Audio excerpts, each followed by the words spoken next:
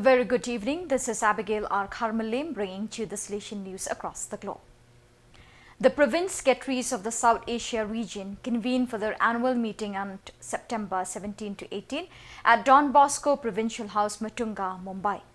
The event was marked by the presence of Father Biju Michael, South Asia Regional Councillor, and Father John Parankimalil, Secretary of the Salesian Provincial Conference of South Asia. The gathering opened with a Eucharistic celebration presided over by Father Savio Silveira, Provincial of Bombay, who highlighted the importance of empathy and family spirit, echoing Don Bosco's commitment to the young and the poor.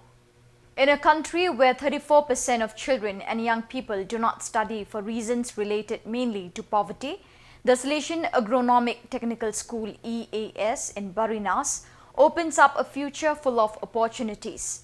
About 100 students between the ages of 15 and 17 receive education and training in agricultural and livestock activities.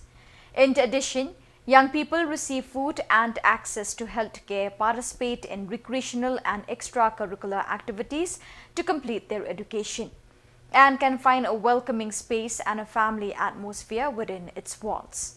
Rodolfo de Villa was one of the students of the Salesian Agricultural Technical School and today is a small agricultural entrepreneur. School was a great opportunity for me. I learned many things to face life, to go into the field and see that it produces. The rest must be experience, he explains. In 1898, Archbishop John Walsh wrote to Don Rua, inviting the Salesians to the Archdiocese of Toronto to administer St. John's Industrial School, a center of rehabilitation for boys coming out of prison. Most probably, because of lack of personnel, Don Rua answered that the Salesians could not meet the request. Later, Archbishop Neil MacNeil repeated the request for the Salesians to come to his archdiocese. In 1924, Don Rinaldi agreed to accept an Italian parish. St. Agones was located in the Trinity Bellswood neighborhood of Toronto. It was founded in 1914 with diocesan pastors up to that time. It was a large parish with 100 baptisms in 1923, but it was poor. In September 1924, Father Emmanuel Manacero, then the provincial in New Rochelle, assigned Father Pedro Trufa, Father Giacomo Melica, and Brother John Chiabai to this first Canadian presence. Father Trufa was the director in New Rochelle prior to going to St. Agones. Father Melica came to the province from Caire, Italy. Brother Chiabai came from his assignment in Goshen. Missiones Salesianes, the Madrid mission office in Spain, in collaboration with the Pueblo de Dios program of the Spanish television's TVE, went to Colombia last year to take up and witness the work done by the Salesians in both provinces, COB and COM. Through several chapters in sequence. It documented how the Salesian mission is being carried out in the country through the educational and pedagogical work carried out in Bogota, Agua de Dios, Barranquilla and Cali. The fifth chapter recorded in Cali is entitled Vinculados por la Paz, Linked to Peace.